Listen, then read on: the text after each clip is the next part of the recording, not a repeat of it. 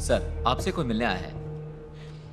कहा था ना मैं मीटिंग में हूँ, डिस्टर्ब मत करना। सर, मैंने उसे कहा आप अभी नहीं मिल सकते। वो कह रहे हैं वो आपको जानते हैं, बिना मिले नहीं जाएंगे। वो थोड़े पिए हुए हैं। अपना नाम नंद किशोर बता रहे थे।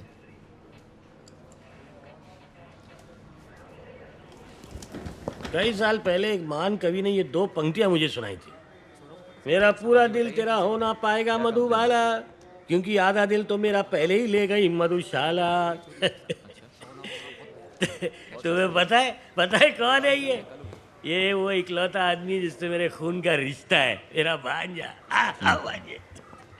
आप फिर से आगे मामा। है? मैंने आपको कितनी दफा समझाया है, शराब पीकर कहीं दंगा करो तो मेरा नाम मत लीजिएगा। अब मुसीबत के वक्त इस पूरी दुनिया में तुम्हारे सिवाय मेरा है ही कौन? अब तुम जिसे अपना कह सको, मेरे अलावा कोई है क्या तुम्हारा? है? अब मैं आध्यात्मिक बनने वाला हूँ। ये शराब सब छोड़ दूंगा। एक बार मैं बैठा था तो प्रभु ने मुझे दर्शन दिए, कहा कि मेरी राह पे जाने से पहले मैं तुमसे 3000 रुपए ले लूं। अच्छा, वो पैसे लेकर आप फिर से टल्ली होने निकल पड़ोगे और किसी नाले में समाधि ले लोगे। इसी आध्यात्मिक सफर की बात कर रहे थे ना आप? नहीं बेटा, कसम से ऐसी बिल्कुल बात नहीं है। लेकिन घोड़ा घास से दोस्ती कैसे कर सकता है? देखो, मेरे पे केस दर्ज हुआ है और बेल के पैसे नहीं है मेरे पास। बेटा, कभी कभी हाल चाल पूछने भी आ जाया कर। अरे वाह, कभी मैं मर गया और लाश गटर में मिली तो उसकी शनाख्त करने वाला तेरे सिवा है ही कौन? जिंदगी गुमनामी में निकल गई, लेकिन गुमनाम नहीं बनना चाहता।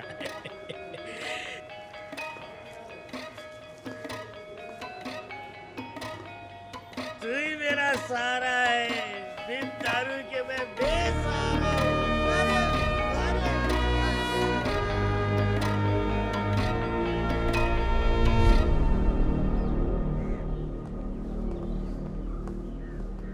अगर हमारे विक्टिम के लापता होने की खबर किसी ने दर्ज ही ना करवाई हो तो? मतलब सर? मतलब कोई ऐसी लड़की लापता हो जाए जिसका कोई परिवार या दोस्त ना हो, जो कि थाने में आकर रिपोर्ट लिखवाए। हो सकता है एक ऐसी लड़की जिसका अपना कोई हो ही ना, तो रिपोर्ट कैसे होगी? जैसे कि कोई अनाथ।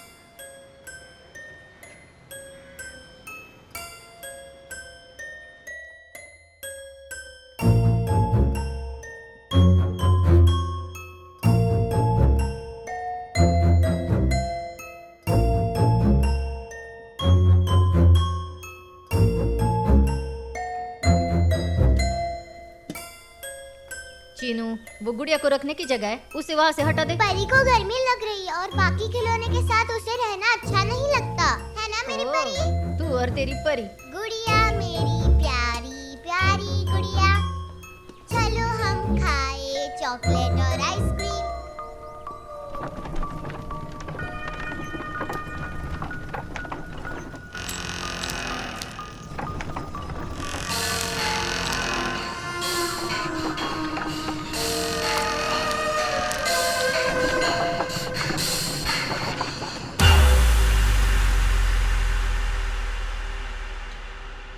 मतलब अब तक कोई सुराग नहीं मिला है?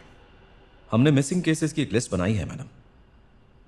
मुझे लगता है कि जब ये लड़की लापता हुई थी, किसी ने उसकी रिपोर्ट दर्ज ही नहीं की और ना ही किसी को उसके जाने से कोई फर्क पड़ा। ये एक रहस्य सा है। सत्या, अब तक तो लगता है कि तुम बिल्कुल सही ट्रैक पर हो। तुम्हारा इंट्यूशन ही ये केस सॉल्व करने में तुम्हारी मदद करेगा। इस केस की एक और दिलचस्प बात है मैम, उस खोपड़ी में कुछ अलग था। सारे दांत गिर चुके थे सिवाय एक दांत के।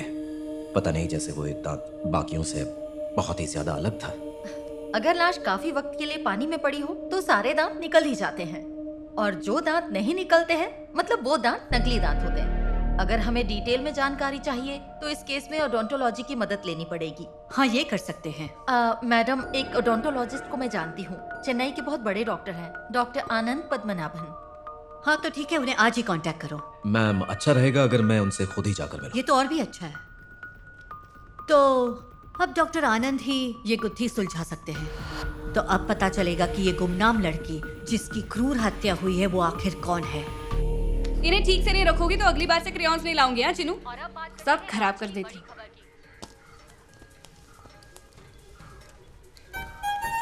तालाब के किनारे प्लास्टिक बैग में जो खोपड़ी मिली थी, पुलिस अभी तक उसकी तह तक पहुंच नहीं पाई है। होम मिनिस्टर ने पुलिस को भेजने का दबाव डाला है कि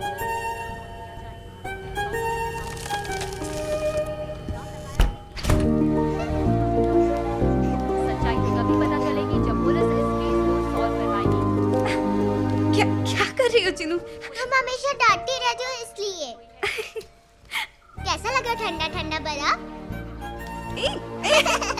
शैतान बच्ची। एसीपी सत्यजीत हैंडल कर रहे हैं खोपड़ी की डीएनए टेस्टिंग और बाकी सब जांच से पुलिस को ये पता चला है कि ये खोपड़ी एक 25 से 30 साल की लड़की की है। ये केस अपने आप में इतना पेचीदा है कि इसे सॉल्व करने के लिए पुलिस को फॉरेंसिक डिपार्टमेंट की मदद लेनी ही पड़ेगी। डेप्यूटी कमिश्नर मालिनी अरविंद ने आज प्रेस कॉन्फ्रेंस में कहा। मैंने स्कल की जांच की है, पता है फिंगरप्रिंट्स की ही तरह हर इंसान के डेंटल पैटर्न्स बिल्कुल अलग होते हैं। दरअसल मुझे अच्छी तरह याद है, जब हम कॉलेज में थे तब हमें वहाँ डेंटल रिकॉर्ड से सॉल्व होने वाले केसेस पढ़ाए जाते थे। एक केस था जिसमें कोई नहीं जानता था कि जो मरा है वो वाकई एक आतंकवादी था या उसका कोई हमशक्ल था। फॉरेंसिक और ओडोंटोलॉजी के जरिए यह साबित हो गया कि वो लाश आतंकवादी की थी। हमारी तरह कई देश डेंटल रिकॉर्ड से मर्डर केस सॉल्व करते हैं। इस तरह कई केसेस में वो हेल्पफुल होते हैं, जैसे डेड बॉडी को आइडेंटिफाई करना या दांतों के निशानों से मुजरिम को पकड़ना। But as you know, India में डेंटल रिकॉर्ड्स को रखने की कोई प्रॉपर सिस्टम नहीं है। तो इस केस में कोई उम्मीद है या नहीं डॉक्टर? डेफिनेटली है। तुमने अंदाजा लगा ही लिया होगा, वो एक दांत जो अब तक टिका हुआ है वही इस केस का सबसे बड़ा सुराग है। ये जो स्ट्रक्चर है उसमें जो दांत मुंह के आगे की तरफ है, हो सकता है वो पहले सड़ गया हो, टूट गया हो या फिर टेढ़ा हो गया हो। नकली दांतों के साथ भी अगर कोई फल को खाता है तो भी हम पता लगा सकते हैं कि उस फल को किसने खाया है। बहरहाल मौत से बस कुछ ही महीनों पहले इस विक्टिम ने अपना डेंटल ट्रांसप्लांट करवाया। चूंकि ये स्क्रू से फिक्स किया गया होता है, इसीलिए ये नकली दांत इतने महीनों बाद भी गिरा नहीं। अच्छा, तो अगर हम डेंटल हॉस्पिटल्स के रिकॉर्ड चेक करें तो? एग्जैक्टली, बट सारे डेटा की जरूरत नहीं है। दांतों में यूज किया हुआ मटेरियल और उसका साइज और रंग, अगर ये सारी चीजें विक्टिम के साथ मैच हो रही है तो सच्चाई का पता लगाने में हमें बड़ी आसानी होगी। सो अगर तुम उस कॉम्बिनेशन का पता लगा सकते हो जो उस खास आदमी के लिए बना है तो तुम्हें अपनी मंजिल मिल जाएगी।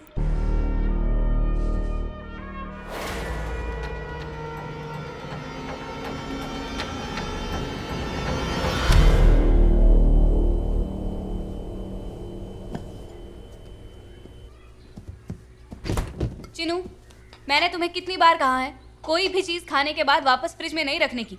मैंने नहीं खाया। जब देखो तो मुझे डांटती रहती है।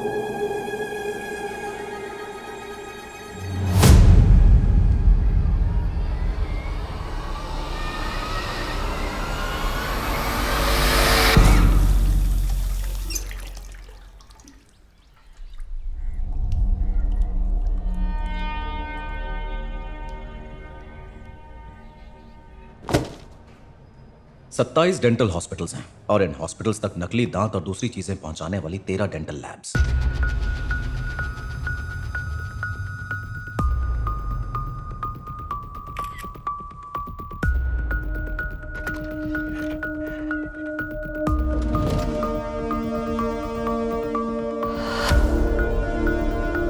उन लैब्स में से हमें वो रिकॉर्ड्स निकालने होंगे जो खोपड़ी के दांत के साथ मैच करें। जी सर।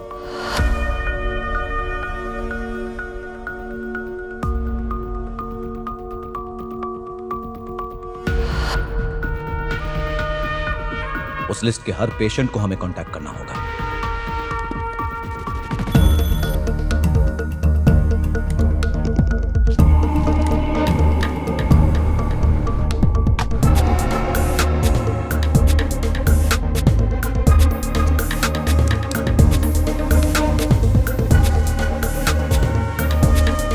उस लिस्ट में एक ऐसी लड़की जरूर होगी जो फोन नहीं उठाएगी क्योंकि वो मर चुकी है।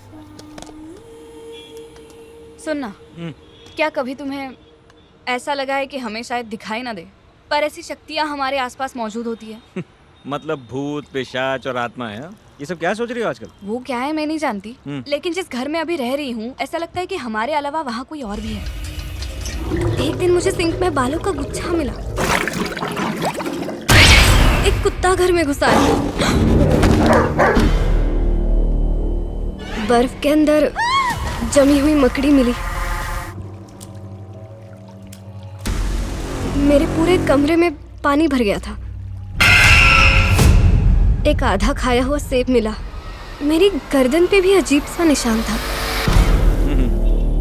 आजकल ऐसी स्टोरीज पे काम कर रही हो ना, इसलिए दिमाग खराब हो गया है। ओए, तुझे पता है ना मैं इन सब चीज़ों में विश्वास नहीं रखती, लेकिन जब ऐसी घटना घटती है तब हम सोचने पर मजबूर हो जाते हैं। दिमाग में बहुत सारे सवाल घूमने लगते हैं। ये ले, ये खा के देख।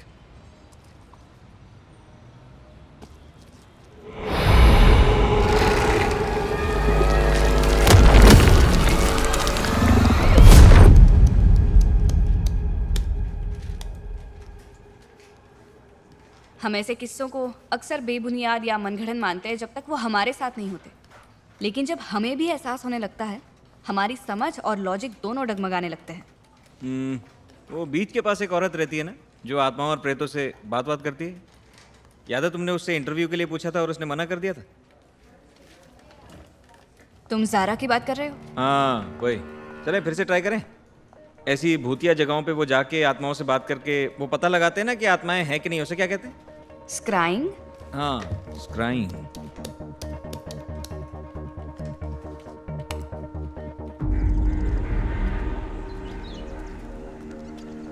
हाय सर, मैं मेघा और ये है आसिफ। हेलो। मैंने कॉल किया था आपको। ओके, आइए।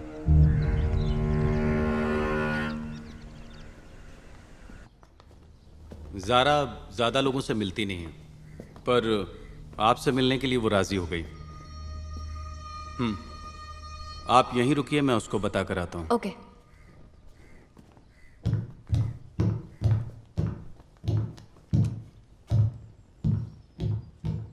देख, ये रेडियो अक्सर डीएक्सिंग वाले लोग इस्तेमाल करते हैं। डीएक्सिंग? ये क्या होता है? डीएक्सिंग मतलब दूर की आवाज़ें सुनना। एक तरीका है ऐसी फ्रीक्वेंसी सुनने का जो हमसे बहुत दूर है। यूरोप में काफ़ी लोग सुनते हैं। हम अपने शहर के रेडियो चैनल तो सुनते नहीं। मेघा, आओ।